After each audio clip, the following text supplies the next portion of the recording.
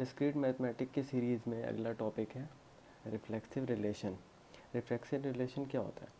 A relation R on a set A is said to be reflexive if for every element of small a belongs to set A where A, A must belong to relation। Her element अपने आप से relate होना चाहिए इसमें। इसको हम एक छोटे से एग्जांपल से समझते हैं। हमने एक सेट ले लिया जिसके हमें 3 एलिमेंट है A, B, C। जब हम इसके खुद से ही कार्टेशियन प्रोडक्ट करवाएंगे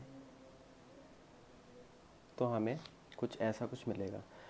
अब रिफ्लेक्सिव रिलेशन क्या कहता है कि जो एलिमेंट हो खुद से ही रिलेट हो वो आएगा रिफ्लेक्सिव रिलेशन के कैटेगरी में। तो जब हमने इसका खुद से ही कार्टेशियन प्रोडक्ट कराया है क्रॉस ए से, तो हमें 3 ऐसे एलिमेंट मिले जो खुद से रिलेट होते हैं। A, B, B है, C। इसे हम डायगोनल एलिमेंट भी कहते हैं। कुछ क्वेश्चंस देखते हैं हम जिससे आपको एकदम पूरा विश्वास हो जाएगा या आप आगे कर सकेंगे, सॉल्व कर सकेंगे कि कोई भी हमें अगर सेट दे रखा हो तो उसमें से हम रिफ्लेक्सिव रिलेशन कैसे फाइंड करें। ये रहे कुछ क्वेश्चन। सबसे पहला देखते हैं A, B, C, क्या रिफ्लेक्सिव रिलेशन है? हाँ जी बिल्कुल है, क्योंकि आपने अभी जैसे मैंने बताया कि खुद से ही रिलेशन से मतलब हर एक एलिमेंट अपने आप से रिलेट करेगा। तो A, कर रहा है, B, कर रहा है, C कर रहा है, तो ये रिफ्लेक्सिव रिलेशन होगा। अब आता है A क्रॉस A, मतलब इसका कार्टेशियन प्रोडक्ट। तो ये होगा, हाँ बिल्कुल होगा, क्योंकि आप ऊपर देख सकते हैं ये पूरा कार्टेशियन प्रोडक्ट ही है। तो इसमें ए बी सी तीनों आ रहे हैं। हमें नॉन डायगोनल एलिमेंट जो है वो हमारा खुद से रिलेट कर रहा है, तो हमें नॉन डायगोनल एलिमेंट से कोई फ़र्क नहीं पड़ता, बस हमें ये चीज़ें होनी चाहिए। तो ये है phi, R is equal to phi. Phi हमें पता है कि एम्प्टी सेट है।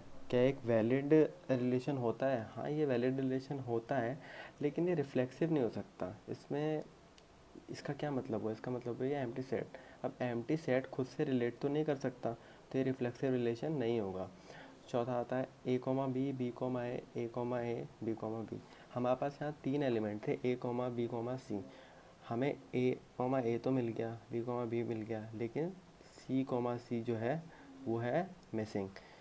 तो हमें ये 3 तो होने ही होने चाहिए, उसके बाद चाहे जितने भी एलिमेंट हो हमें कोई फ़र्क नहीं पड़ता। लेकिन यहाँ पे अगर C, नहीं है तो इसका मतलब ये चीज़ हमारी रिफ्लेक्सिव रिलेशन के अंदर नहीं आएगी, तो ये हमारा रिफ्लेक्सिव रिलेशन नहीं होगा।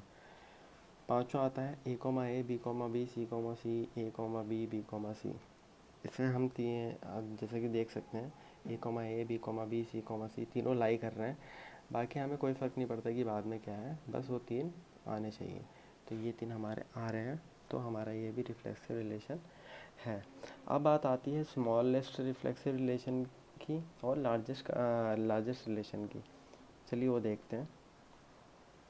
जो हमारा स्मॉलेस्ट रिफ्लेक्सिव रिलेशन पॉसिबल होगा वो होगा A, B, C, यानी कि हमारा डायगोनल रिलेशन। कई बुक्स में डायगोनल रिलेशन को इस तरह से भी डिनोट किया है।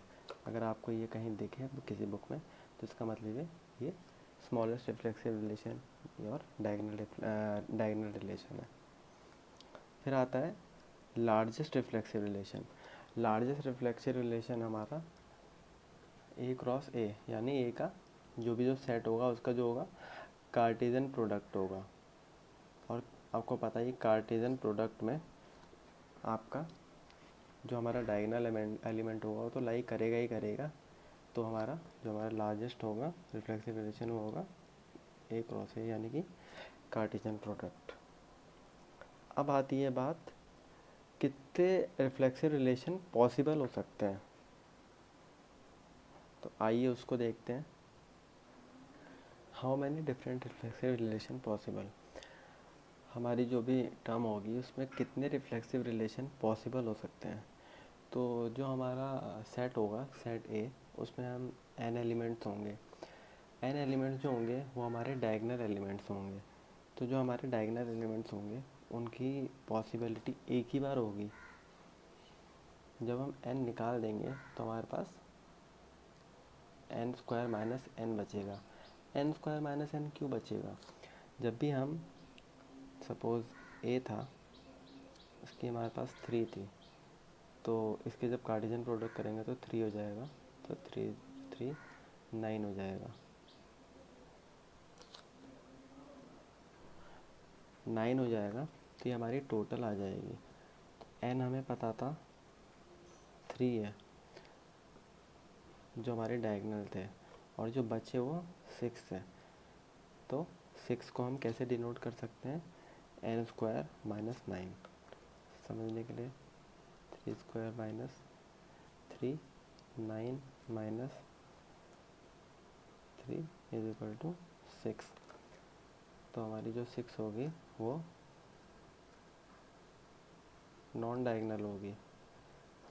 तो नॉन डायगोनल के पास चॉइस होंगी, या तो हो सकती है या तो नहीं। तो नॉन डायगोनल को हम इससे रिप्रेजेंट करेंगे। तो एट लास्ट हमें ये पता चल जाएगा कि how many different reflexive relation possible. तो ये कई बार डायरेक्ट क्वेश्चन भी आ सकता है कि how many different reflexive relation possible. तो आपका आंसर होगा 2 की power n square minus n। I hope आपको ये वीडियो समझ में आई होगी रिफ्लेक्सिव रिलेशन के। अगर आपको ये समझ में आया तो लाइक और सब्सक्राइब कर दीजिए चैनल को। कोई डाउट है तो आप कमेंट सेक्शन में पूछ सकते हैं। Till then goodbye, take care.